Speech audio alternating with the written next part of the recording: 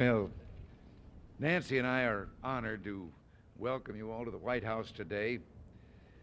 You who have met the exacting standards of integrity, fairness, and intellect required for federal judgeship.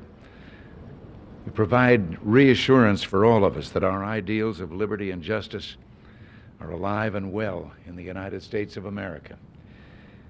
Wisdom is the quality we look for most in our judges.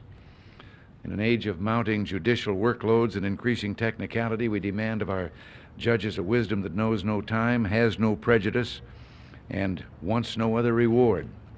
The challenge seems impossible, and yet you've dedicated your lives to it. Every time I talk about wisdom, I think of the old legend of the three wise men on an island that was threatened with being flooded as the result of a hurricane.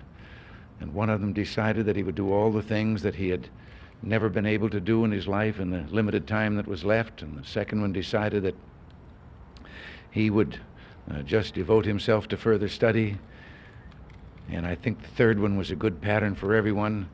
He retreated with his closest advisors to the highest point on the island and set out to find out if they could live underwater. We've entrusted you with our ideals and our freedom, and our future depends on the way you define it today. It's a sacred trust whose burden can only be carried by the highest quality of men and women. Well, your determined commitment to the preservation of our rights is a commitment that often requires the lonely courage of a patriot. On behalf of all Americans, I want to express our often neglected thanks. I assure you, your commitment is returned.